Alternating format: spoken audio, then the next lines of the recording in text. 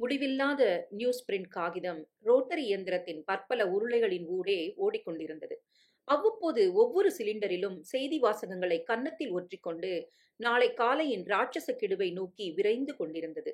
கோபிநாத், கோபிநாத், கோபிநாத் கோ என்று தொடர்ந்து லட்சம் தடவை பதிந்தார். லட்சம் தடவை அந்த பிரபலமான சிரிப்பு, கொள்ளை கொள்ளும் பிள்ளை சிரிப்பு. அவருக்கு 50 வயதாகிறது. அந்த புகைப்படம் அதை சொல்லவில்லை. புகைப்படத்துடன் அருகே அச்சாகிக் கொண்டிருந்த செய்திதான் சொன்னது. சென்னை, ஜூன் 18. தலைவர் கோபிநாத் அவர்களுக்கு நாளை 50 வயது நிறைவு பெறுகிறது. சென்ற ஆண்டு போல் அவர் தம் பிறந்த தினத்தை ஆரவாரமில்லாமல் தம் இனிய மனைவியுடனும் தம் வளர்ப்பு மகளுடனும் கழிப்பார். பிற்பகல் ஒரு அரிசன பள்ளிக்கு சென்று அவர் பெயரில் ஒரு மதிய உணவு விடுதியை திறந்து வைப்பார். இந்த செய்தியை எழுதியது யார்? நான் தான். நான் யார்? ஒரு நிருபன். என் பெயர் விஸ்வநாத். கிரிக்கெட் என்றால் எனக்கு வெறுப்பு. அதற்காகவே பெயரை விஸ்வநாதேஸ்வர் என்று மாற்றிக்கொள்ளலாமா என யோசிக்கிறேன். எனக்கு 25 ஆகிறது. கல்யாணமாகவில்லை. 3 தங்கைகள் இருக்கிறார்கள். அவர்கள் கல்யாணத்துக்கு பிறகுதான் எனக்கு என்று அம்மா ஜாதகம் கேட்பவர்களில் எல்லாம் கோடி காட்டுகிறார். என் தலைமயிர் எல்லாம் அதற்குள் உதிர்ந்துவிடப் போகிறது. எனக்கு அக்கா ஒருத்தி உண்டு.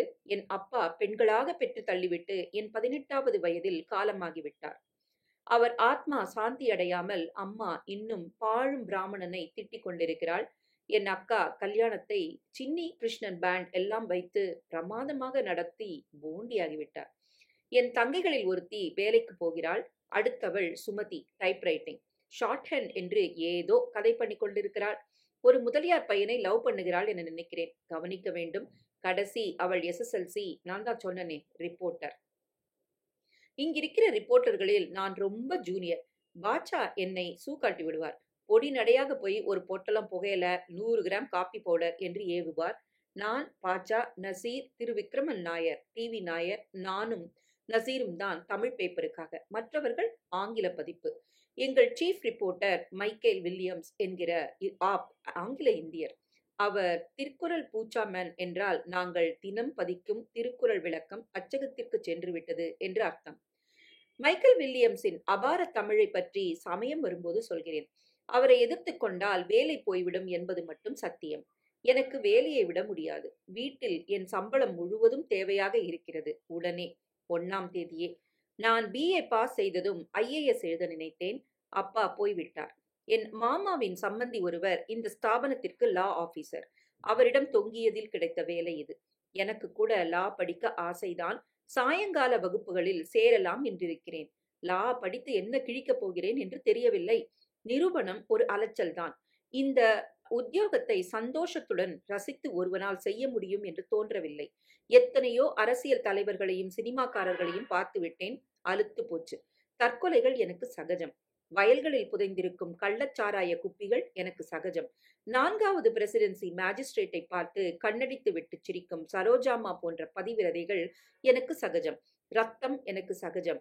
கண்ணீர், பொய்கள், பயம், ஆசை, பேராசை, வைரங்கள், கடிகாரங்கள், சாராயம், சந்தனம், பக்தி, நகைகள், கைமைத்தனங்கள், மரணம்.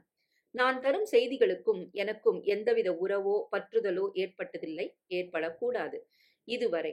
இந்த பற்றற்ற தன்மை ஒரு நிருபனுக்கு அவசியம் தேவை என்று நம்புகிறவன் நான். ஒரு பெண்ணை பார்த்து ஐயோ பாவம் அழுகிறாள் என்று பச்சாதாபப்பட்டு விட்டால் செய்தி பறந்து போய்விடும். அவள் கணவன் இன்னும் பச்சாதாபப்பட வேண்டியவனாக இருப்பான். சொந்த பிள்ளையை கிணற்றில் தள்ளிவிட்டு மரண தண்டனை கேட்டு அழுபவளாக கூட இருக்கலாம். நிருபன் இதில் எல்லாம் பட்டுக்கொள்ளக்கூடாது. பாட்சா இதில் தேர்ந்தவர். ஹெமிங்வேயில் ஸ்பானிஷ் யுத்த ரிப்போர்ட்டுகளையும் நிக் ஆடம்ஸ் கதைகளையும் படித்தே ஆக வேண்டும் என்பார். உண்மையை சளைக்காமல் தேடு என்பார். உண்மையை தேடித்தான் நான் இந்த விபரீதத்தில் மாட்டிக்கொண்டு சீரழிந்தேன். எப்படி? சொல்கிறேன். தலைவர் கோபிநாத்தின் 50வது பிறந்த தினத்தன்றுதான் ஆரம்பமாயிற்று அந்த வினை. சாயங்காலம் தலைவர் கலந்து கொள்ளப் போகும் அந்த மெரினா கூட்டத்திற்கும் அதற்கு வரப்போகும் ஊர்வலத்திற்கும் இன்னும் நேரம் இருந்தால் ஆபீஸுக்கு சென்றேன். ரோட்டரியின் உருமலிலிருந்து விலகி ஈயம் காய்ச்சிய புகைப்படர்ந்த ஹாலை கடந்து பச்சை பெயிண்ட் அடித்த எடிட்டோரியல் அறைக்கு வந்தேன். Whereas the plaintiffs have filed a suit for partition and accounts in respect of properties of late M. Devanarayanan. Saminathan proof பார்த்து கொண்டிருந்தார். ஹலோ சாமி என்றேன். நிமிர்ந்தார், குனிந்தார். லாயர் நோட்டீஸ்களையும் டெண்டர் நோட்டீஸ்களையும் பொடி பொடியான எழுத்தில் ப்ரூஃப் பார்த்தே சாமிநாதன் கண்கள் ஸ்திரமாக இடுங்கி போய், அவர் டாட்டர் ஸ்நேகலதா ஒரு தடவை ஆபீஸுக்கு வந்திருந்த போது அப்பாவை பக்கத்தில் வைத்துக்கொண்டே என்னை சைட் அடிக்கிற அளவுக்கு பார்வை மங்கி போயிருந்தாலும், ப்ரூஃப் பார்த்தால் ஒரு தப்பு அவரிடமிருந்து தப்பாது. புலி. சாமியிடமிருந்து விலகி எடிட்டரின் அறைக்கு வந்தேன். எடிட்டரை இவ்வேளை சந்திக்க முடியாது. மாலை 6:30 மணிக்குத்தான் டென்னிஸ் ஆடிவிட்டு வருவார். ஒரு பாக்கெட் வரை சிகரெட் ஊதினாலும் தலையங்கம் தேராது. ஏதோ நோபல் இலக்கிய பரிசு போல யோசித்து கவிதை போல 2 வரி எழுதுவார். கடைசியில் நான் தான் எழுத வேண்டும். ரயில்வே பட்ஜெட்டை அலச வேண்டும். இந்திராவை திட்ட வேண்டும். எடிட்டரின் அறைக்கு இடப்பக்கம் இருந்தது எங்கள் சரித்திரம் பிரசித்தி பெற்ற நிருபர்களின் அறை. புனைப்பெயர் பிளாட்ஃபார்ம் நம்பர் 11. நாங்கள் 11 பேர். எனவே நாங்கள் ஒன்று சேர்ந்து அந்த அறையில் ஒரு நாளும் இருந்ததில்லை. வருவோம் போவோம். 3 மேஜைகள், சங்கீத நாற்காலிகள். ஒரே ஒரு டெலிபோன். யார் முதலில் வருகிறானோ அவன் ஏதேனும் ஒரு மோஜையில் உட்கார்ந்து கொண்டு எழுதி கொடுத்துவிட்டு தன் பாட்டுக்கு போய்க்கொண்டே இருக்க வேண்டியதுதான். இத்தனைக்கும் எங்கள் பத்திரிகை நல்ல சர்க்குலேஷன் உள்ள தினசரிதான். இருந்தும் எங்கள் முதலாளிக்கு இது மூத்தாள் பிள்ளை மாதிரி. அவருடைய எத்தனையோ பத்திரிகைகளில் இது ஒன்று. நஷ்டப்பட்டால் கூட பரவாயில்லை, வருமான வரி குறைப்புக்கு உதவும். எடிட்டோரியல் விஷயத்தில் அதிகம் குறுக்கிட மாட்டார். நான் என் முதலாளியை பார்த்ததில்லை. நான் அப்போது அந்த அறையில் தனியாகத்தான் இருந்தேன். தபால் ஏதாவது வந்திருக்கிறதா என்று பெட்டியில் பார்த்து கொண்டிருந்த போதுதான் என்னுடைய உண்மை தேடல் துவங்கியது. டெலிபோன் அடித்தது. ஹலோ, தினவொளி ஆபீஸா என்றாள் அந்த பெண். இனிய குரல், மெலிதான கொஞ்சல் இருந்தது குரலில். ஆம், எனக்கு எடிட்டர்கிட்ட பேசணும். அவரு 6:30க்கு தான் வருவாரு. அவருடைய அசிஸ்டன்ட்? அவரும் இல்ல. நீங்க யார் பேசுறது? பியூனா? சிரித்து, இல்ல, ஒரு ரிப்போர்ட்டர் என்றேன். Sorry sorry sorry. பரவாயில்ல. நான் வாட்டர் பாயா கூட இருந்திருக்கேன். என்ன வேணும் உங்களுக்கு? ஒரு ஆளை பத்தின ஒரு செய்தி என்கிட்ட இருக்கு. அதை உங்க பத்திரிக்கை நிச்சயம் வாங்கிப்பாங்க. வாங்கிக்காமப்பாங்கன்னா விலை கொடுத்து? சாரி, அதெல்லாம் இந்த பத்திரிக்கையில இல்ல. அந்த ஆள் யாருன்னு சொல்லட்டுமா? சொல்லுங்க. தயக்கம், மௌனம். கார் ஹார்ன் சப்தம் கேட்டது. பப்ளிக் கால் ஆபீஸ் போலும். சொல்லுங்க. சொல்ல மாட்டேன். உங்க பேர் என்ன? விஸ்வநாத். என் பேர் லதாங்கி. உங்க குரலை பார்த்தா இளைஞர் போல இருக்கு. சாயங்காலம் வாங்களேன். அந்த சாயங்காலம் வாங்களே என்பது எனக்கு ஒருவித கிளர்ச்சி தந்தது. குரலில் மெலிதான சாத்தியங்களை காட்டினாள். ஒரு அழைப்பிதழை காட்டினாள். ஏன், ஒரு சவால் கூட இருந்தது. எங்கு வரணும்? ராஜா அண்ணாமலைபுரம், அபிராமி தெரு, 4வது சந்து, 8வது வீடு, மாடி. எதுக்கு வரணும்? வாங்களே. நான் எழுதியிருப்பதை காட்டினா தூக்கி வாரி போடும் உங்களுக்கு. 100 பக்கம் எல்லாத்தையும் எழுதிட்டேன். எதை பத்தி? டெலிஃபோன்ல சொல்லக்கூடாது. வந்தா சொல்றேன். அப்புறம் உங்க பத்திரிக்கை எனக்கு ஓப்பன் செக்கே கொடுக்கும். விஷயம் அவ்வளவு சுவாரஸ்யமானது. 5:30 மணிக்கு வரீங்களா? அட்ரஸ் மறுபடி சொல்லட்டுமா? வேண்டாம். வரீங்களா? Good bye. 5:30. கோபிநாத்தின் மெரினா கூட்டத்திற்கு செல்ல வேண்டும். மேஜையில் இருந்த காகிதத்தில் என்னை அறியாமல் எழுதியிருக்கிறேன். லதாங்கி, ராஜா அண்ணாமலை, அபிராமி, 48. உங்க பத்திரிக்கை எனக்கு ஓப்பன் செக்கே கொடுக்கும். அந்த பெண்ணின் குரலை பற்றி நிறைய சொல்ல வேண்டும். கொஞ்சம் அவலும் புல்லாங்குழலும் கலந்தாற்போல் குரல். இளமை அனுபவம் எல்லாம் எப்படியோ அந்த குரலில் தெரிந்தது. எனக்கு கோபிநாத்தின் மீட்டிங்கிற்கு போய்த்தான் ஆக வேண்டும். போகாமல் எழுதிவிடலாம், ஆனால் ஆபத்து. கடற்கரை மெலிதான மேகமில்லாது இருந்த வானத்தின் கீழ் நிறைய கூட்டம் இருந்தது. காற்று சீராக வீசிக்கொண்டிருக்க, வான நீலமும் கடலின் கரும்பச்சையும் இருட்டுவதற்குள் முத்தமிட்டுக் கொண்டிருக்க, குழல் விளக்குகள் நிர்வாணமாக கம்பங்களில் நின்று கொண்டிருந்தன. ஒலிபெருக்கி அமைதி அமைதி அமைதி என்று இரைச்சலிட்டது. ஜனங்கள் ஜனங்கள். மவுண்ட்ரோடிலிருந்து புறப்பட்ட ஊர்வலம் அங்கு வந்து சங்கமித்துக் கொண்டது. 50 மலர் வட்டங்கள், 50 தீவெட்டிகள், 50 ஜட்கா வண்டி குதிரைகள், 50 பசுமாடுகள், எல்லாம் 50ஆகவே வந்தன. ஊர்வலத்தின் இறுதியில் ஜோடித்த காரில் பின்னால் டீசல் ஜெனரேட்டர் தொடர தலைவர் கோபிநாத் சேவித்துக் கொண்டே வந்தார். தனக்கு வந்த மலர் மாலைகளை அங்கங்கே இடம் வலமாக செல்லமாக வீசி எறிந்தார். கரிஸ்மா என்று ஆங்கிலத்தில் சொல்வார்கள். ஒருவித பலவர்ண தன்மை அது கோபியிடம் இருந்தது. 50 வயதுக்கு மெலிதான தொப்பை, நரையில்லா தலை, தீர்க்கமான நாசி, ஜப்பான் சில்க் சட்டையின் ஊடே வலைபனியன். குளித்திருக்கிறார் போல இருந்தார். முதலில் அவருக்கு கேடயம் கொடுக்கப்பட்டது. அப்புறம் மலர் மாலைகளால் அவரை நிரப்பினார்கள். சிரித்து சுமை தாங்கினார். அப்புறம் தெருக்கூத்து, குச்சி சுழற்றல், சிலம்பம் போன்ற விளையாட்டுகள். அப்புறம் மற்றொரு ஆள் என்று பேசி பேசி பாய்ந்தார்கள். கடைசியில் கோபிநாத் பேசினார். வசீகரமான குரல். கல் தோன்றி மண் தோன்றா காலத்திலிருந்து தொடங்க நான் 15 பைசாவுக்கு வேர்க்கடலை வாங்கிக் கொண்டேன். எனக்கு அந்த பெண்ணின் குரல் ஞாபகம் வந்தது. மணியைப் பார்த்தேன். அட 7:15. 5:30 மணிக்கு கூப்பிட்டிருந்தாளே! தனிப்பட்ட சந்து அது. 8 வீடுகளும் தனித்தனியே இருந்தன. முதல் வீட்டில் பாப் சங்கீதம் கேட்டது. 2வது வீட்டில் நாய் ஜாக்கிரதையாக இருந்தது. 3வது வீட்டில் ஸ்வெட்டர் அணிந்த பெண்கள் இங்கிலீஷ் பேச 5, 6, 7, 8 கீழே இருட்டாக இருந்தது. மாடிப்படி பக்கவாட்டில் தெரிந்தது. மாடியில் வெளிச்சம் இருந்தது. நான் அந்த படிகளில் ஏறி திரும்பி முன்பக்கம் வந்து அந்த வாசல் பொத்தானை அழுத்தினேன். உள்ளே மணி கேட்டது. 1 நிமிஷம், 2 நிமிஷம், 3 நிமிஷம். ம்ஹும். யாரும் இல்லையா என்ன? விளக்கு எரிகிறது. ஜன்னல்கள் திரைகளிட்டு மூடியிருக்கின்றன. யாரும் இல்லை. வெளியில் கிளம்பி விட்டாள் போலும் என்று கிளம்ப இருந்த நான் எதனால் அந்த கதவை தட்ட தீர்மானித்தேன் என்று தெரியவில்லை. தட்டின போது கதவு திறந்து கொண்டது. உள்ளே அந்த பெண் சாய்ந்து உட்கார்ந்திருந்தாள். உடை கலைத்திருந்தாள். சோ சாரி, யாரும் இல்லையோ என்று என் ரத்தம் உறைந்தது. கழுத்தில் 2, 3 தடவை சுற்றப்பட்டு இறுக்கப்பட்டதனால் நீலம் பாரித்து அந்த பெண் மிகவும் இறந்திருந்தாள். இறந்த உடல்களை நிறைய பார்த்திருக்கிறேன். நிறைய தடவை வயிற்றில் திடுதிப்பென்று பள்ளம் விழுகின்ற அந்த உணர்ச்சிக்கு ஆளாயிருக்கிறேன். இந்த பெண்ணின் உட்கார்ந்திருந்த தோற்றம் என்னை நிச்சயம் அதிகம் தாக்கியது. காதல் பண்ணுகிற என் முதல் சகோதரி வயசுதான் இருக்கும். ஏறக்குறைய உட்கார்ந்த நிலையில் எதிர்ச்சுவரில் மேலே மாட்டியிருக்கும் கடிகாரத்தில் உயிரில்லாமல் மணி பார்த்து கொண்டு மெலிதாக வாய் திறந்து கழுத்தில் நீலம் பாரித்து உதட்டோரத்தில் ஒரே சொட்டு கருரத்தம் தெரிய உட்கார்ந்திருந்த அவள் அருகில் செல்ல பயமாக இருந்தது. ஆல் இண்டியா ரேடியோ, சென்னை வானொலி நிலையம், இளைய பாரதம். ரேடியோ உயிருடன் இருந்தது. உசத்தியான ரேடியோ.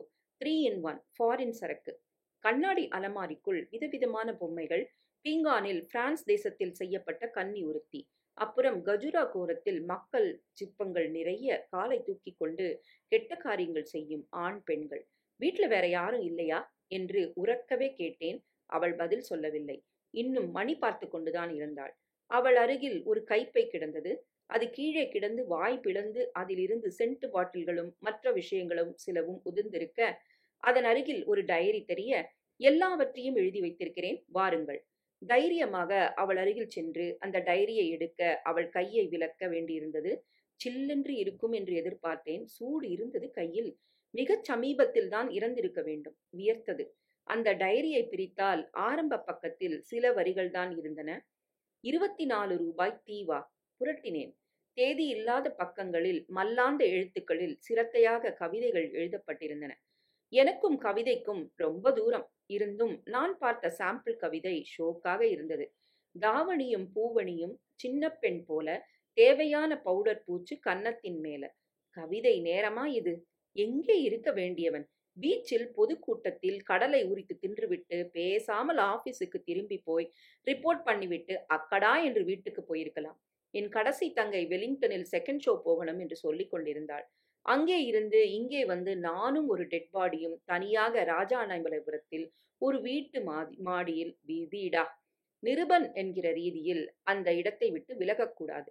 இந்த பெண் செத்து போனதில் செய்தி இருக்கிறது. காலம் காலமாக எழுதலாம். எழுத வேண்டியது நான் அல்ல. சிட்டி டெஸ்கிலிருந்து யாராவது வருவார்கள், வர வேண்டும். நான் கோபிநாத்தின் பாராட்டு கூட்டத்தை பற்றி ரிப்போர்ட் எழுத வேண்டும். நான் இங்கே வந்தேன் என்று தெரிந்தால் மைக்கேல் சுத்தமான மதராஸ் பாஷையில் திட்டுவார். அங்க என்ன மேன் உனக்கு ஜாபு? ஏதாவது பொட்டக்குட்டி வச்சிருந்தியா? இருந்தும் போலீஸுக்கு சொல்லாமல் கிளம்பக்கூடாது. அந்த அறையில் அத்தனை வசதிகள் இருந்தும் டெலிபோன் இல்லை. அறைக்கதவை மேலாக சார்த்த அவள் அப்படியே உட்கார்ந்திருந்தாள். சார்த்தி விட்டு நான் கீழே இறங்கி வந்தேன். எதிர் வீட்டில் டெலிபோன் இருந்தது. வாசலில் மெலிதாக இருட்டு. ஒரு இளைஞனும் பெண்ணும் காம்பவுண்ட் சுவரில் பக்கத்தில் உட்கார்ந்து கொண்டிருந்தார்கள். இருவரும் ஒரே மாதிரி உடை அணிந்திருந்தார்கள். அண்ணன் தங்கை என்றால் அவர்கள் செய்து கொண்டிருந்தது மகா பாவம். I see England, I see France, I see a little girls under pants என்று அவன் சொல்ல, அதற்கு அட்டகாச சிரிப்பு சிரித்தது அந்த பெண். எக்ஸ்கியூஸ் மீ என்றேன். அவன் கையை எடுத்து விட்டான். What you want? டெலிஃபோன் உபயோகப்படுத்தணும். எதிர் வீட்டில் ஒரு பொண்ணு. நேரா போனா ஒரு மருந்து கடை இருக்கு தெருக்கோடியில, அங்க அனுமதிப்பாங்க. எதிர் வீட்டில் ஒரு பொண்ணு. பிஸ் ஆஃப் மேன், எத்தனை தடவை சொல்றது என்றாள். எனக்கு அவனை அப்படியே தள்ளிவிட்டு ஒரு பாறாங்கல்லை போல இருந்த ஆசையை ஒத்தி போட்டுவிட்டு, லுக், எதிர் வீட்டில் ஒரு பொண்ணு இறந்திருக்கிறா. போலீஸுக்கு தகவல் தெரிவிக்கணும். உங்க டெலிஃபோனை உபயோகிக்க மறுத்தா you will be in shit creek man. எனக்கும் கொஞ்சம் இங்கிலீஷில் திட்ட தெரியும். மைக்கேல் உபாயம். ஓ மை காட், எப்போது? யார்? அதெல்லாம் அப்புறம் சொல்றேன். டெலிஃபோன் எங்க? அரை மணி கழித்து அவர்கள் வந்தார்கள். முதலில் ஒரு கான்ஸ்டபிளும், சர்க்கிள் இன்ஸ்பெக்டரும், சப் இன்ஸ்பெக்டரும், அப்புறம் மென்மேலும் விதவிதமான வாகனங்களில் விதவிதமான போலீஸ் அதிகாரிகள் வந்து, இறங்கி மாடிக்கு வந்தார்கள். சின்ன கருப்பு பெட்டிகளுடன் மஃப்டி ஆசாமிகள் வந்தார்கள். அந்த பெட்டிகளில் இருந்த பொடிகளும், பிரஷ்களும், பாட்டில்களும் கடை பரப்பப்பட்டு, அந்த அறையின் ஒவ்வொரு இடத்தையும் துருவினார்கள். தொட்டு பார்த்தார்கள், முகந்து பார்த்தார்கள், திறந்து பார்த்தார்கள், கவிழ்த்து பார்த்தார்கள். கீழே சாக்பீஸ் கோடு போட்டார்கள். பெரிய சதுரமான கேமராவில் போட்டோ பிடித்தார்கள். அந்த பெண் அப்படியே மணி பார்த்து கொண்டு உட்கார்ந்திருக்க, அவளும் அந்த இடத்து பர்னிச்சர்களில் ஒன்றாக மாறிவிட்டது எனக்கு தோன்றியது. மனதுக்கு இனியவள். 24 ரூபாயில் தீவா? என்ன சல்லிசாக இருக்கிறதே. ஒரு டாக்டர் வந்து கையை மடக்கி தொட்டு பார்த்து, கண்ணின் அருகில் சென்று டார்ச் அடித்து பார்த்து, இங்க வாயா, அதிகாரம், என்ன ஒரு போலீஸ் அதிகாரி அதட்டி கூப்பிட்டார். என் பொண்ணு யாரு? தெரியாது. தெரியாதா? நீ தானே ஃபோன் பண்ணது? ஆமா. பின்ன? நான் இந்த பொண்ணை பார்க்கறதுக்கு தான் வந்தேன். அவ யாருன்னு தெரியாது. பார்க்கறதுக்கு வந்தியா? இல்ல. ச்சே என்றேன். எவ்வளவு ரேட் இதுக்கு? ச்சே. என்ன ச்சே? சார், இந்த பொண்ணை நான் முன்ன பின்ன பார்த்ததில்ல. இவ யாருன்னே தெரியாது. தடவை பார்த்தப்போ செத்துடுச்சு. நீ யாரு? அதாவது தெரியுமா? என்று பக்கத்தில் துணை அதிகாரியை பார்த்து கொண்டே கேட்டார். அதற்கு அவர் புன்னகை செய்தார். நான் தினவொளியில ரிப்போர்ட்டர் சார். ரிப்போர்ட்டரா? அதுக்குள்ள வந்துட்டியா? நான் அகஸ்ட் மாதம் இங்க வந்தேன் சார். எதுக்கு? இந்த பொண்ணே கூப்பிட்டு அமிச்சது. ஒரு நியூஸ் கொடுக்குறேன்னுட்டு. அட்ரஸ் கொடுத்தது. வந்தேன். வந்தா இப்படி. கதவு திறந்துச்சா? ஆமா. உங்க மாதிரி ரிப்போர்ட்டர்களால ரொம்ப தொல்லையா. சார், நான் என்ன சார் பண்ணேன்? வந்தேன், பார்த்தேன், ஃபோன் பண்ணேன். கையில என்ன அது? நோட்டு. உன்னுதா? தயங்கி ஆம் என்றேன். தப்பு, மகா தப்பு. கொஞ்ச நேரம் இரு, அப்படியே ஓரத்துல போய் உட்காந்துக்க. சிகரெட் குடிப்பியா? பழக்கம் இல்ல. கான்ஸ்டபிள், எதிர்த்த கடையில போய் ஒரு பெட்டி பர்க்லியும் ஒரு மேட்ச் பாக்ஸும் வாங்கிட்டு வந்துரு. ரா பூரா ஆயிடும். இன்னொரு அதிகாரி அவரை கூப்பிட, இங்கேயே உட்கார்ந்திரு என்று சொல்லிவிட்டு விரைப்புடன் சென்றார். நான் பால்கனியிலிருந்து எட்டி பார்த்தேன். முடிச்சு முடிச்சாக ஜனங்கள் கூடி பேசிக்கொண்டு மாடியை அடிக்கடி நோக்கிக் கொண்டிருந்தார்கள். நான் கைப்பிடி சுவரில் உட்கார்ந்தேன். அந்த டயரியில் 100 பக்கங்கள் இருக்கும். முதலில் அந்த கவிதைகள். காசு கொடுப்போர்க்கு காமசரசங்கள், விரசங்கள், கூசாமல் புரிவோர்கள், தாசிகள் எத்தனை பேர். ஆனால், இந்தாயா ரிப்போர்ட்டர், உள்ள வாயா இப்படி. உள்ளே சென்றேன். காக்கி பட்டாளமாக இருந்தது. எஸ்பி பார்க்கணுங்கிறாரு. எஸ்பி என்னை சந்தேக பார்வையால் உடல் முழுவதும் வருடினார். ரிப்போர்ட்டரா நீ? ஆமா. தினஒளி. அடையாளத்துக்கு ஏதாவது வச்சிருக்கியா? இல்ல சார். பேர் விஸ்வநாத். நீங்க வேணும்னா விசாரிச்சுக்கலாம். அந்த பொண்ண உனக்கு தெரியாது? நிச்சயம் தெரியாது. எப்படி வந்தா சொல்லு. ஆபீஸுக்கு இந்த பொண்ணு ஃபோன் பண்ணுச்சு. அட்ரஸ் கொடுத்து முக்கியமான தகவல் ஒன்று விடாமல் சொல்லி தீர்த்தேன். இந்த வீடு யாருது? கீழே குடியிருக்காங்களே ஒரு வயசான அம்மா. அவங்கள கேட்டுக்கிட்டு வாயா. கேட்டுட்டேன் சார். இது ஏதோ கம்பெனி லீஸ்ல இருக்குதாம். கம்பெனி லீஸ் எடுத்துக்கிட்டு இந்த மாதிரி குட்டிகளை வச்சுக்கிட்டு பஜனை பண்றாங்களா? என்றார் கோபத்துடன். இன்ஸ்பெக்டர் தான் பஜனை செய்தது போல் பயந்தார். என்னை எஸ்பி நேராக பார்த்து, இந்த பாரு விஸ்வநாத், இந்த பொண்ணுகிட்ட நீ எதுக்காக வந்தன்னு எங்களுக்கு எல்லாம் தெரியும். சும்மா நியூஸ் அது இதுன்னு விடாத. கம்ப்ளீன் போலீஸ் உங்களை ஒன்றும் செய்யாது. அதுவும் இப்போ எல்லாம் உங்களோட பேசுறதே கஷ்டமா இருக்கு. எதுக்கு எடுத்தாலும் போலீஸ்காரங்க தான் தப்பு. இவ யாருங்கிறத விவரத்தை சொல்லிடு. பளிச்சுன்னு வீட்டுக்கு போயிடலாம். நான் சொன்னது தவிர வேற எதுவுமே எனக்கு தெரியாது சார். அழுத்து கொண்டார். சரி, யாரையோ பத்தி நியூஸ் சொல்றதா சொன்னா. அதனால வந்தேங்கிறீங்க. அதான உண்மை? அதான் சார். யார பத்தி? அது டெலிஃபோன்ல அவ சொல்லல. வர சொல்லியிருந்தா. அவ்வளவுதான். எத்தனை மணிக்கு அந்த டெலிஃபோன் வந்துச்சு? சாயங்காலம் சுமார் 5 மணி இருக்கும். இந்த மாதிரி டெலிஃபோன் வந்ததை ஆபீஸ்ல யார்கிட்ட சொன்னீங்களா? இல்ல. ஏன்? ஆபீஸ்ல ஒருத்தருமே இல்ல. ஒருத்தரும் இல்லையா? என்ன ஆபீஸ் அது? சாமிநாதன் எடிட்டோரியல் அசிஸ்டன்ட் ஒருத்தர் தான் இருந்தாரு. அவர்கிட்ட சொன்னீங்களா? இல்ல. ஏன்? ஏன் ஏன் ஏன் முடிவில்லாத கேள்விகள் தொடர்ந்தன. எனக்கோ 10 மணிக்குள் ஆபீஸ் திரும்ப செல்ல வேண்டும். 9:55க்கு மறுநாள் காலை வரும்படி சொல்லிவிட்டு என்னை விட்டார்கள். என் கையில் அந்த டைரி இருந்தது. சந்தை விட்டு வெளியே வந்ததும் கிடைத்த ஒரு டாக்ஸியை பிடித்துக் கொண்டேன். ஒரு ஓம் சரவணபவா என்று பிளாஸ்டிக் ஃப்ரேம் போட்டு முருகன் சிரிக்க, அருகில் அகர்பத்தியின் வாசனை மூக்கை துளைக்க, நீங்க எந்த பக்கம் டாக்ஸிக்காரரே? ஏங்க? இல்ல, ஒரு கேள்வி கேட்டா தப்பா நினைக்க மாட்டீங்களே. கேளுங்க. அந்த சந்து உங்களுக்கு தெரியுமா? அங்க இதுக்கு முன்னாடி சவாரி வச்சிருக்கீங்களா? வந்திருக்கேங்க. நீங்க அந்த கடைசி வீட்டை தானே சொல்றீங்க? மாடி வீடு. ஆமா. அந்த வீடு யாருது?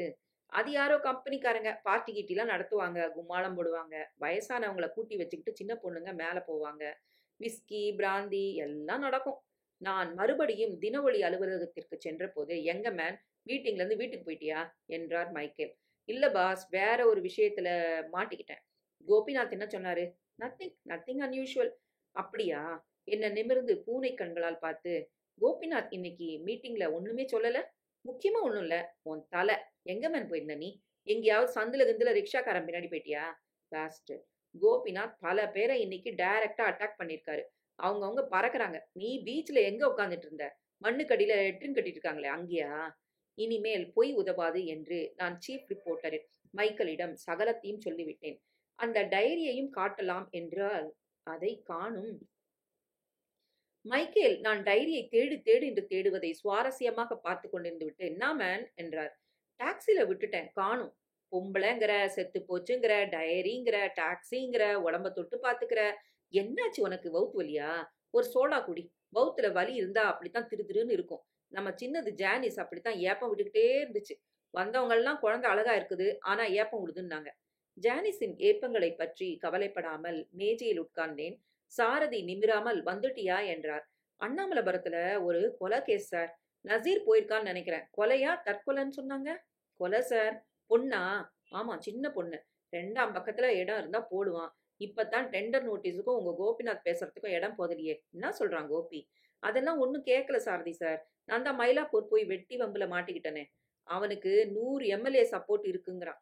சரியா சொல்ல முடியாது. எம்எல்ஏக்கெல்லாம் திடீர்னு சப்போர்ட் மாறிடுறா.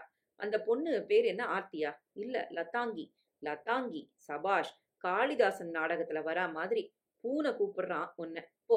மைக்கேல் வில்லியம்ஸ் தன் பைப்பை பற்ற வைத்து அப் அப் அப் என்று உறிஞ்சிக் கொண்டே, நீ கோபிநாத் மீட்டிங்ல எவ்வளவு நேரம் இருந்த என்றார். அதிக நேரம் இல்ல சார். நீலமேகை புகை. சரி, சமாச்சார ரிப்போர்ட்டை வச்சுட்டே சட்டுன்னு எழுதிடு. இனிமே இந்த மாதிரி செய்யாத. கொடுத்த வேலையை செய்யணும். சந்திலேகிந்திலே நுழையாத. அந்த ஹிந்துஸ்தான் இயர் புக்கை எடு. எடிட்டர் கேட்பாரு. இப்பதான் முழிச்சுக்கிட்டு கோபிநாத் எந்த ஸ்கூல்ல படிச்சான்னு ஆரம்பிப்பாரு. இயர் புக்கை அவருக்கு கொடுத்து விட்டு நான் டெலிபிரிண்டரை நோக்கி நடந்தேன். அதன் அருகில் இருந்த அனுமார்வால் காகிதத்தை சேகரித்து சமாச்சாரின் செய்தியை தேடினேன். சென்னை, ஜூன். முதல்வர் முதல்வர் மேல் கோபிநாத்தின் திடீர் குற்றச்சாட்டு. இன்று மாலை தன் 50வது பிறந்த தினத்தை ஒட்டிய கடற்கரை பொதுக்கூட்டத்தில் கோபிநாத் முன்பில்லாத காட்டத்துடன் முதல்வரை தாக்கினார். கட்சியின் தொண்டர்களிடையே முதல்வரின் தலைமை பற்றி அதிருப்தி பரவலாக இருப்பதாகவும், ராஜ்யத்தில் ஊழல் தலை விரித்தாடுவதாகவும், நிலைமை சகிக்க முடியாத கட்டத்திற்கு வந்துவிட்டதென்றும் கோபிநாத் சொன்னார். ஆளுங்கட்சியில் இதுவரை வதந்தியாக இருந்த பிளவு இப்போது பொது மேடைக்கு வந்துவிட்டதாக பார்வையாளர்கள் கருதுகிறார்கள். முதல்வரிடம் அது பற்றி சமாச்சார் கேட்டபோது கோபிநாத் எப்போதுமே கொஞ்சம் கோபநாத். அப்படி சொன்னாரா என்ன? அவரையே நான் முதல்ல கேட்க விரும்புறேன் என்றார் என்று எழுதி முடித்தேன். வீட்டில் அம்மாவும் சின்னவள் வினோதாவும் விழித்துக் கொண்டிருந்தனர். வினோதா அழா குறையில் இருந்தாள். மணி என்ன வினு என்றேன். இன்டர்வல் விட்டுருப்பான். உன்னை நம்பி நான் சினிமா போறேன்னு பைத்தியம் மாதிரி 8:30 மணில இருந்து பவுடர் அப்பிட்டு உட்கார்ந்துட்டு இருக்கேன்னா. நாளைக்கு நிச்சயம் போயிடலாம். நாளைக்கு படம் மாறிடுது. மார்னிங் ஷோ வரும். அவன் முதல்ல சாப்பிட்டேன்டி. என்ன படம் பாழா போகுது. போய் தட்ட போடு. வினு காலை அழுத்தி அழுத்தி மிதித்து நடந்து என்மேல் அபரித ஏமாற்றத்தை காட்டி உள்ளே சென்றாள். என்ன சினிமாவோ, குழந்தைங்க படம்மா. மார் வந்துட்டுது, பெரியவளாயிட்டா. இன்னும் துணி பொம்மையை கட்டிக்கிட்டு படுத்துக்கிறா. படுக்கையில மூத்திரம் போறா. சில வேளையில விரல போட்டுக்கிறா. அக்கா காரிகளானா. சுமதி எங்க? இன்னும் வரல. லக்ஷ்மி? அவ வந்துட்டா, தூங்குறா. இந்த சுமதி கடங்காரி தான் என்னை உயிரோட கொல்ல போறா. எதிர்த்து எதிர்த்து பேசுறா. செருப்பு சத்தம் கேட்டது. வரா பாரு. ஏண்டி நாசமா போறவளே. அம்மா, நீ உள்ள போ, நான் அவளோட பேசிக்கிறேன். அம்மா பெருசு பெருசாக மூச்சு விட்டு கொண்டே உள்ளே செல்ல என் தங்கை சுமதியை நான் பார்த்தேன். சின்னதாக ஸ்டைல் முடிச்சு போட்டு ஒரு கொண்டை. ஒரே வர்ணத்தில் சாரி, ரவிக்கை, முதுகிலே சரித்து. அவள் வாலிப்பை பற்றி சந்தேகத்துக்கே இடமில்லாமல் அங்கங்கே தெரிய, என்னன்னா அது இப்படி பாக்குற? மறுபடி லெக்சரா? நான் எங்க போனேன்னு சொல்லட்டுமா? என் ஃப்ரெண்டு நித்யா வீட்டுக்கு போயிருந்தேன். அங்க டிவி பார்த்துட்டு பஸ் பிடிச்சு திரும்பி வர்றதுக்கு. டிவில இன்னைக்கு என்ன காட்டினா? என்ன ப்ரோக்ராம்? சுமதி என்னை நேராக பார்த்தாள். அண்ணா, என் மேல நம்பிக்கை இல்லை உனக்கு. ஒண்ணு மட்டும் ஞாபகம் வச்சுக்கோ. நம்ம ஒண்டர்ஃபுல் ஃபேமிலிக்கு களங்கம் வரா மாதிரி நான் எந்த காரியமும் செய்ய மாட்டேன். நம்ம பண்பாடு என்ன ஆறுது? குலம், கௌரவம். ஷட்டப் சுமதி. எனக்கு வர ரிப்போர்ட்லாம் நல்லா இல்ல. அண்ணா, நீ சாப்பிட்டியா? இல்ல. பசி வேளையில இதை பத்தி பேச வேண்டாம். எனக்கு கொலை பசி. வசீகரமாக சிரிக்கிறாள். எல்லாவற்றிற்கும் விளக்கம் வைத்திருப்பாள். இப்போது டிவியை பற்றி குழைந்து கேட்டால் நிச்சயம் சரியாக சொல்லுவாள். சுமதி, அடுத்த மாசத்துல இருந்து நீ இன்ஸ்டிடியூட்ல மார்னிங் கிளாஸ்ல சேரணும். அவ்வளவுதானே? சேர்ந்துட்டா போராது. அண்ணா, ஒரே ஒரு பொன்மொழி. வீட்லயே தெரியாம கெட்டு போறதுக்கு எக்கச்சக்கமா வழி இருக்கு. முதல்ல நம்பிக்கை வேணும். உனக்கும் இல்ல, அம்மாவுக்கும் இல்ல. இமேஜினேஷன் தான் நெறைய இருக்கு. படுக்கையில் தூக்கமில்லாமல் புரண்டேன். லதாவின் முகம் ஞாபகத்தில் ததும்பி ததும்பி வந்தது. ஒன்றிரண்டு சமயங்களில் வயிற்றை சங்கடம் பண்ணியது. மனதுக்கு இனியவள். ₹24 தீவு. காலை செய்தித்தாள்கள் அத்தனையும் எனக்கு வரும். பெரும்பான்மையானவற்றில் லதாங்கியின் மரணத்தைப் பற்றிய செய்தியே இல்லை. தின ஒளியில் மட்டும் இளம்பெண் தற்கொலை என்று சாஸ்திரத்துக்கு 4, 5 வரிகள் நசீர் தான் எழுதியிருக்க வேண்டும். தற்கொலையா? நசீரை கேட்க வேண்டும். செத்துப் போனாலும் பேப்பரில் வர ஒரு ராசி வேண்டும். லதாங்கி என்ற பெண்ணுக்கு 3ஆம் பக்கத்தில் ஒரு ஓரத்தில் 2 இன்ச்சு தான் கிடைத்திருக்கிறது. தற்கொலையா? அந்த சர்க்கிள் இன்ஸ்பெக்டர் என்னை போலீஸ் நிலையத்திற்கு வரச் சொல்லியிருந்தது ஞாபகத்துக்கு வந்தது. அவர் முகம் எனக்கு ஞாபகம் இருக்குமா என்ற சந்தேகம் வந்தது. என்னை கேள்வி கேட்ட எஸ்பியின் முகம் தெளிவாக ஞாபகம் இருந்தது. என்னை கலங்க வைத்த கேள்விகள். தெரியாத்தனமாக மாட்டிக்கொண்டு விட்டேனோ என என் மேலேயே சந்தேகம் ஏற்பட்டு விட்டதோ எனக் கூட பயப்படும்படி இருந்தது அவர் கேள்விகளின் போக்கு. நல்ல வேளை, தற்கொலை. நான் தப்பித்தேன். இருந்தும் வரச் சொல்லியிருந்ததால் போலீஸ் நிலையத்திற்கு செல்வது எனக்கு கட்டாயமாகிவிட்டது. காவல் நிலையங்களுக்கென்றே எங்கிருந்து அந்த சிவப்பு பெயிண்ட் வாங்குகிறார்களோ! ரத்தத்தை ஞாபகப்படுத்தும் கட்டம் கட்டமாக சுவர் அமைத்து, வாசலில் ஆர்ச் வைத்து, உள்ளே ஆயுதங்கள், இன்ஸ்பெக்ஷன் செய்த தேதிகள், புராதான மேஜை, புரதச்சத்து நிறைந்த குறைந்த போலீஸ்காரர்கள். யார்யா நீ? வரச் சொன்னாங்க. நேத்து ஒரு கேஸு. நான் ரிப்போர்ட் பண்ணது. என்ன கேஸு? ஒரு பொண்ணு அண்ணாமலைபுரத்துல. ஓ அதுவா? அது இன்வெஸ்ட்லாம் நடந்து போய் முடிஞ்சு போச்சே. யார்யா அது? உள்ளே இருந்து வந்த இன்ஸ்பெக்டரை பார்த்ததும் எனக்கு அவர் முகம் ஞாபகம் வந்துவிட்டது. Hello sir. அவர் என்னை கேள்விக்குறியுடன் பார்த்து, ஓ நீயா என்றார். எங்க வந்த? நீங்க தானே வரச் சொன்னீங்க. அந்த கேஸ் தீர்ந்து போச்சு. சூசைடு. தற்கொலையா? எனக்கு ஆச்சரியமா இருக்குங்க. பாடிய பார்த்தா அப்படி தெரியலீங்களே. நாங்க கூட முதல்ல கொலைன்னு தான் நினைச்சோம். நீங்க பார்த்தப்போ பாடி நாற்காலியில உட்கார்ந்துட்டு இருந்ததுல்ல, அப்படிதான். தொங்கிட்டு இருந்த உடம்ப கீழே இறக்கி வச்சிருக்காங்க. பக்கத்துல கயிறு கிடந்துச்சு. அதுல தூக்கு மாட்டிட்டு செத்து போயிருக்கா. கடுதாசி எழுதி வச்சுட்டு போயிருக்கா. கேஸ்ல ஒண்ணுமே இல்ல. தற்கொலை. Straight case. உடம்ப யாரு கீழே இறக்கி வச்சாங்க? வேலைக்காரன் ஒருத்தன். அவனும் தான் ஸ்டேஷனுக்கு ஓடி இருக்கான். அதுக்குள்ள நீங்க வந்து பார்த்து போன் பண்ணிட்டீங்க. சிரமப்பட்டதுக்கு ரொம்ப தேங்க்ஸ். உங்க மாதிரி பொறுப்புணர்ச்சியோட நடந்துக்கிற ஆசாமிங்க நிறைய வேணும். டீ சாப்பிடுறீங்களா? எதிர்த்த அமீன் கடையில டீ ரொம்ப நல்லா இருக்கும். ஆபீஸுக்கு திரும்பி வந்தபோது அந்த லத்தாங்கியை ஏறக்குறைய மறந்திருந்தேன். நசீர் கண்ணில் பட்டதும் நான் ஞாபகம் வந்தாள். கேட்டான். நான் போனபோது பாடி எடுத்துட்டாங்க. சூசைட் லெட்டர் எழுதி வச்சிருந்தான். என்ன காரணமா? காதல் தோல்வி ஞாபகம். யூசுவலா கல்யாணம் ஆகாத பொண்ணா இருந்தா காதல் தோல்வி. கல்யாணமானதா இருந்தா மாமியாரு இல்ல கணவன். சூசைட் பேட்டர்ன் இன் அர்பன் மெட்ராஸ் அப்படின்னு நான் ஒரு கட்டுரை எழுத போறேன். சாரதி உன்னை தேடிட்டு இருந்தாரு. சாரதி என்னை கோபிநாத் கூப்பிட்டு இருந்த பிரஸ் கான்ஃபரன்ஸுக்கு போய்விட்டு வரும்படி சொன்னார். வேற எங்கேயாவது போயிடாத. இது ரொம்ப முக்கியமான கான்ஃபரன்ஸ். கட்சி பழக்க போறதா இல்லையான்னு நிச்சயம் இன்னைக்கு தெரிஞ்சிரும். தேனாம்பட்டையில் இருந்து கோபிநாத்தின் வீடு ஆடம்பரமில்லாத வீடு. அவர் தொண்டனாக இருந்தபோது உண்டியிருந்த வீடு. பதவிக்கு வந்து மந்திரியான பின்பும் கூட அதே வீட்டில் பிடிவாதமாக தொடர்ந்தார். பக்கத்தில் சில வீடுகளை இடித்து கட்டி இணைக்க வேண்டியதாக இருந்தது. போக்குவரத்துக்கு மிகவும் இடைஞ்சலாக இருந்தது. நிறைய கார்கள் நின்று கொண்டிருந்தன. ஒரு போலீஸ் ஜீப் நின்று கொண்டிருந்தது. வெள்ளை வேஷ்டி ஜிப்பா அணிந்த பலர் நின்று பேசிக் கொண்டிருந்தனர். சந்தின் முகப்பில் ஒரு லாரி தொண்டர்கள் நிரம்பி எந்த நிமிஷமும் குண்டர்களாக மாறிவிடுவார்கள் போல இருந்தது. என் பிரஸ் பாஸை காட்டியதும் மாடிக்கு அனுமதித்தார்கள். மாடியில் கீற்று கொட்டகை, Bharathidasan, Arignar Anna, Kamaraj, Gandhi, Bernard Shaw, Thiruvalluvar, Lenin, Ingersoll எல்லாருடைய படங்களும் சாய்ந்து மாட்டியிருந்தன. வகுப்பறை போல் இருந்தது. கோபிநாத்தின் சிறுவயது படங்கள் எல்லாம் இருந்தன. கோபிநாத்தே வழக்கறிஞராக நடித்த நீதி இருக்கிறதா என்கிற படத்தின் ஸ்டில்லும் இருந்தது. கோபிநாத் புகழின் உச்சங்களை தொட்ட கட்டங்கள் அத்தனையும் புகைப்படங்களாக இருந்தன. அந்த மாடியில் கூடியிருந்தவர்கள் எல்லோரையும் எனக்கு தெரியும். ஹிந்து, தினமணி, தினத்தந்தி, எக்ஸ்பிரஸ் எல்லோரும் வந்திருந்தார்கள்.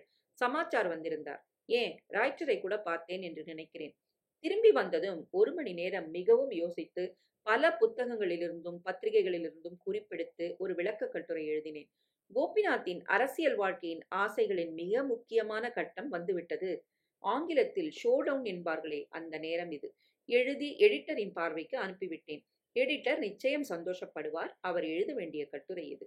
சும்மா உட்கார்ந்திருக்கையில் அந்த பெண்ணின் ஞாபகம் வந்தது.